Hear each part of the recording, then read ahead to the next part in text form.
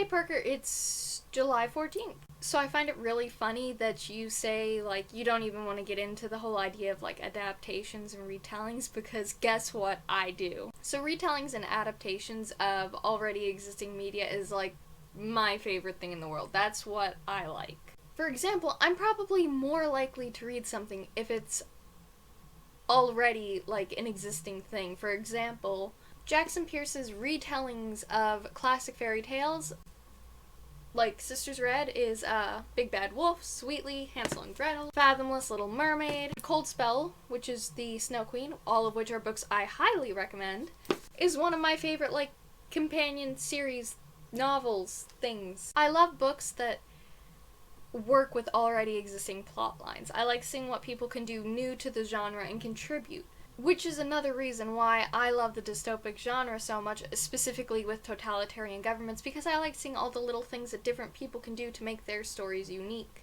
I find the same old plot lines and the same old plot devices comforting in about 99% of cases. I like knowing basically what's going to happen. I'm the sort of person who doesn't mind spoilers. I like having an idea of what's to come. This is really representative of my personality. I like knowing what's going to happen. I know I'm alone in this. Not a lot of people like reading the same old thing. There's always a reason why, like, one thing breaks through and redefines a genre, and that's what gets all the publicity. But for me, if I like something, I like something, and I hunt out about 3 million reiterations of that something. With some books, the similarities are incredibly uncanny, such as with Battle Royale, which is what a lot of people say the precursor to the Hunger Games trilogy. My personal favorite is Battle Royale. Don't tell Susan Collins. I love Hunger Games, but I love Battle Royale more. Both novels share the same central theme of a totalitarian government taking over and forcing young children to fight to the death. And some people say that the Hunger Games pretty much steals this theme from Battle Royale.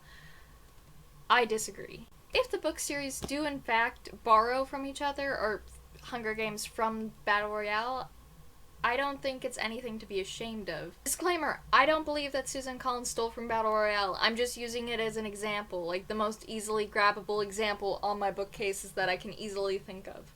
I can just as easily say Battle Royale with the Testing Trilogy, or the Testing Trilogy with Hunger Games, or Divergent with the Testing. It's nothing new. And it's well known that a lot of people who write books read books. So it's not that out of line to say that, yeah, people do borrow existing plot lines and character influences and plot device influences from big works. That's if the about 3 million retellings of fairy tales out there are anything to give us indication.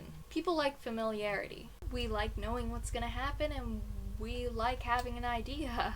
And those are my reasons for having about 3 million of the same sort of retelling of, like, classic fairy tales or myths. For example, Percy Jackson and the Olympian series, which is one of my favorite book series of all times. I like retellings, and I like adaptations. I like seeing what different creators bring to the table with already existing things. So this was a little bit rambly and didn't have much of a point. I was just kind of showing off books. I'll see you tomorrow, Parker. Stay super. DFTBA. Bye.